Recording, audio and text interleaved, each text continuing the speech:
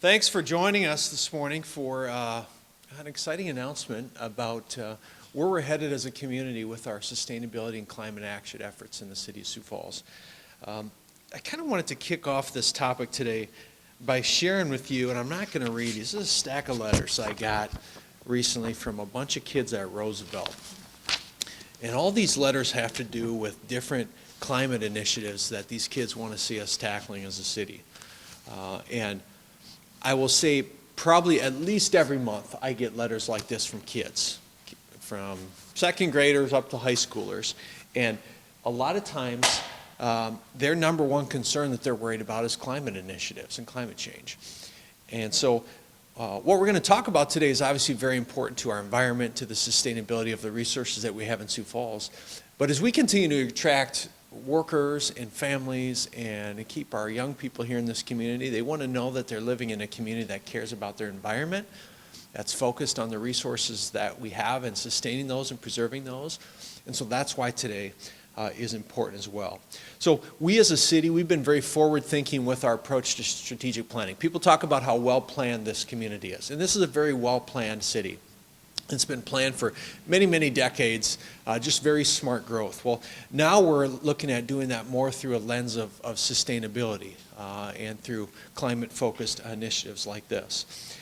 We had a sustainability plan that we created more than a decade ago, and the world has changed a lot, even in the last decade. One of my mayoral friends that I've gotten to know well is Mayor Francis Suarez in Miami. In Miami, 4 months ago, hired their first chief heat officer. Literally, that's the person's title. That person's goal is focused on climate sustainability initiatives, but mostly centered around the rising temperatures in Miami. I know Phoenix has a chief heat officer as well, and what the heat is doing to water levels, what it's doing to pavement conditions, what it's doing to heating and cooling challenges. But we in Sioux Falls have been doing our own unique climate initiatives for many, many years. I mean, Dustin Hanson is here, who was at our landfill for many years, and one of the projects I always like to talk about is our landfill gas project, where we take the methane gas from our landfill, pipe that to Chancellor, and we help run the Poet ethanol plant off the methane gas that we pull out of our landfill. So we've been doing projects like that, but we haven't talked about them enough. And so this plan that we're going to roll out today is the first ever, what I would consider real comprehensive climate and sustainability action plan for the City of Sioux Falls. This plan will really position Sioux Falls as a leader in this region on climate and sustainability efforts. A lot of times as Sioux Falls goes, so does the rest of the region with some of these efforts. So we feel a responsibility to model the way for this region, for the state, for even the upper Midwest on what we're doing with climate and sustainability efforts. We have had roughly 18 months of community engagement that has gotten us to this point with this plan you're going to hear about today. There's been a lot of public input. There's been a lot of research done. There's been a ton of work by the lady who I'm going to introduce in a few minutes to my left here to put this plan together. So this plan prioritizes a few main things for us. One is clean transportation. I mean, a lot of times when you talk about sustainability and climate action, transportation, EVs, emissions is a big part of that. We as a City of Sioux Falls, we have a huge, huge vehicle fleet. If you think of all of our police cars, all of our fire engines, all of the fleet vehicles that we have with streets, all of our parks vehicles, our health department has vehicles. We are a huge, huge emitter of emissions into the environment.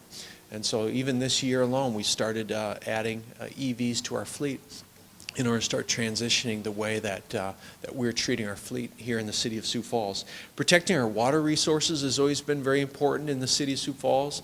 We talk about the Big Sioux River a lot as being one of the best assets in this community. Think what this community would be without the Big Sioux River running through it. We have hundreds of millions of dollars being invested right now in our downtown just to be near that asset, just to be near that river. And so ensuring that we're caring for that river is very, very important. And so we've been doing Big Sioux Watershed Summit meetings for many, many years, but we're going to look at enhancing that to more climate-focused initiatives, which will include water and all the other things as we go forward in the years ahead. And you know, the other thing that we often talk about too that maybe people don't realize maybe is connected to this is even things like food access and what food access has to do with climate and sustainability in the community.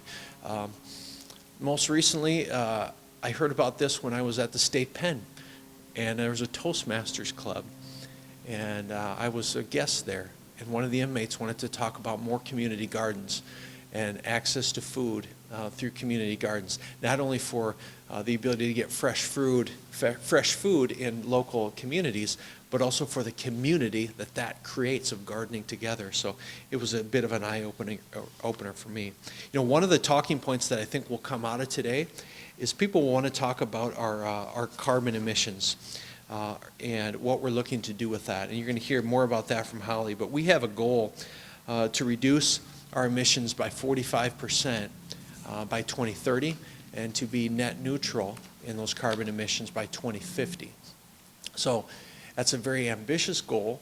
And some may say, well, 2050, you know, that's 30, what am I doing my math, 38 years away, 28 years away, excuse me. It's a long ways out, but that work will start today. That work it has started already, and that work will continue.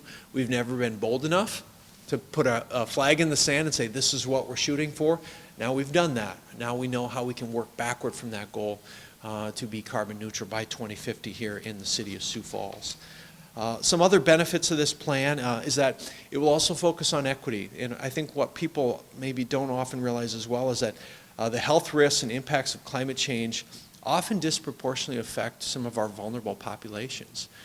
And so that's an important part of a plan like this. And also, we want to ensure that the community is engaged in this as well. So as we go forward with a plan like this, there's going to be a lot of calls to action where we're going to ask the community to get involved. We're going to ask people to maybe do things they haven't historically had to do. I'll give you a very small example before I close it up, and then I'm going to turn over to Holly to get in the guts of the plan. Recently, we passed an ordinance that would require our trash haulers, or that would require, our residents to bring their trash cans to the end of their driveway. Okay? Instead of having them up at the house, people would have to come and bring them to the end of the driveway. Well, the number of emissions that will reduce alone from the trucks that have to sit there and idle during that trash collection process, that's a very small ask of a resident, but the impact that can have on the emissions that those big trash collection trucks emit into our environment is very substantial. But that wasn't without controversy. It wasn't without controversy for a lot of reasons. And so we're going to have to ask our residents, and you as a community are going to have to get more comfortable with doing things you maybe haven't historically done for the betterment of our environment, for the betterment of our community. So more of that will be coming in the future. Last slide I'll close with here, because I think this does a great job of kind of highlighting what are some of the climate challenges that we have currently, anything from hotter temperatures, food insecurity, landfill waste, flooding, dealt with almost all these in my first term as mayor, to how are we looking at more renewable energy, how are we having more walkable neighborhoods so that we don't have to be as reliant on our vehicles, how are we looking at more green infrastructure. Tree planting is very important given the emerald ash borer and what that's done to our community over the last few years. Including the big thing being waste reduction and recovery, and there's a lot of work being done at our landfill on that as well, and unique things that we're doing at landfill, not unlike the methane gas example I just shared. So really the architect of this plan is someone who's done an incredible amount of work on this. She's an incredible champion for this. Her name's Holly Meyer, and she's going to walk through this plan a little bit more with you. And so if you would please help me welcome Holly to the podium.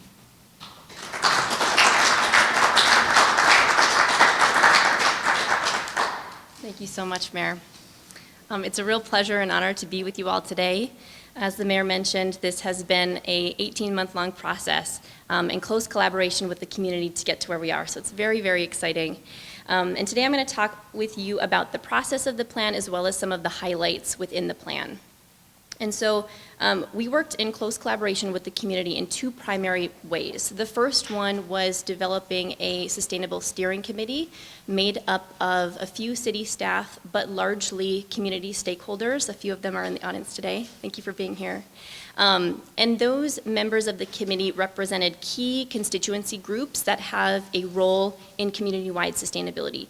They were really integral to bring in their expertise from their sectors because we are not experts in everything, so it was really imperative we had their voices at the table everywhere, or stakeholders from education, local business owners, the Chamber of Commerce, energy sector, a whole host of sectors, and that was really helpful in the development of the plan, so thank you to that committee. The second way we collaborated with the community is through our public engagement phases. So throughout this 18-month-long process, we have had 3 community engagement phases where we seek feedback from the community. We want to know what people are thinking about on these issues, what are their concerns, what are their needs that need to be integrated into the plan. And so that first community engagement phase happened in April of 2021. It was during COVID, so it was an online survey that we did that full month. We had about 1,300 people respond to that survey, which was really exciting.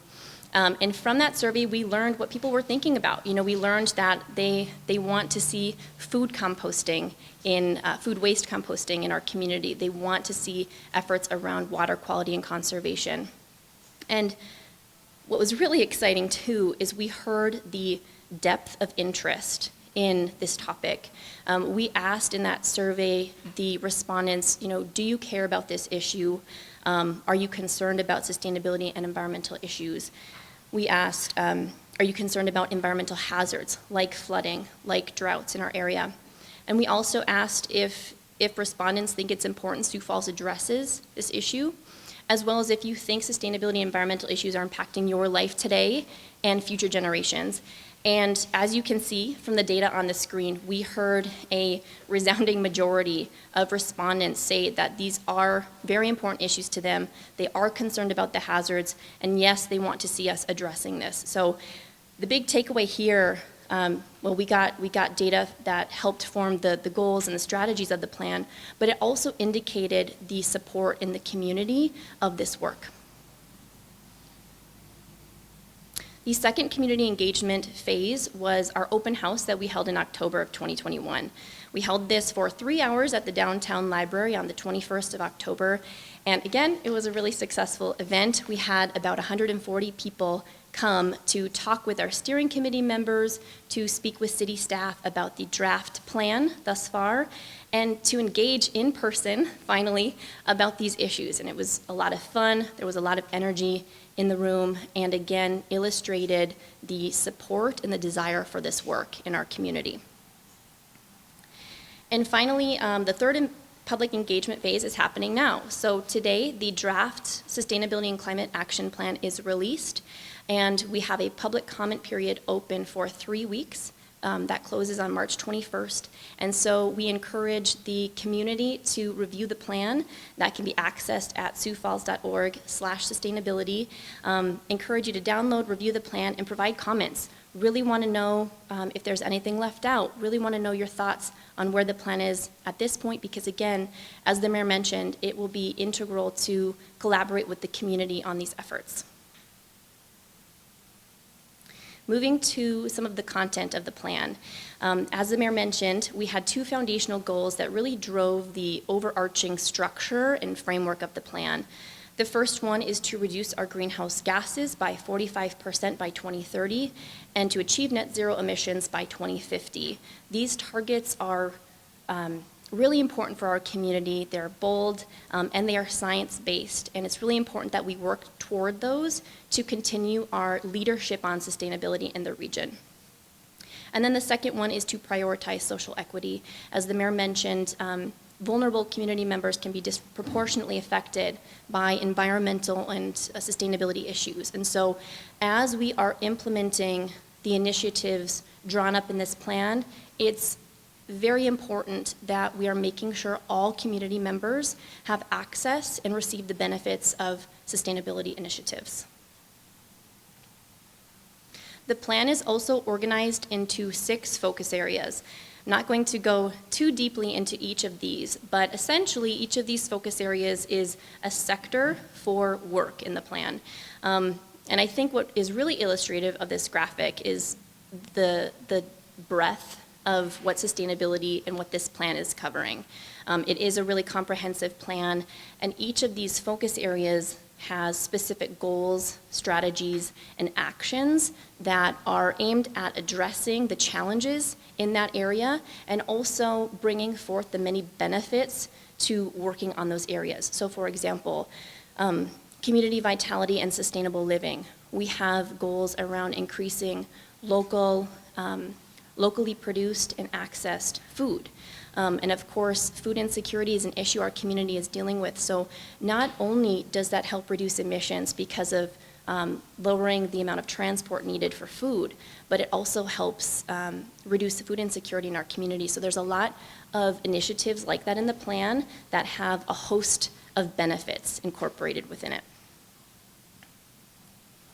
And then finally, priority actions. So the plan has a lot of goals, a lot of strategies within it, but I want to highlight a few of those that will be really key for us to be focusing on this year and in the next coming years.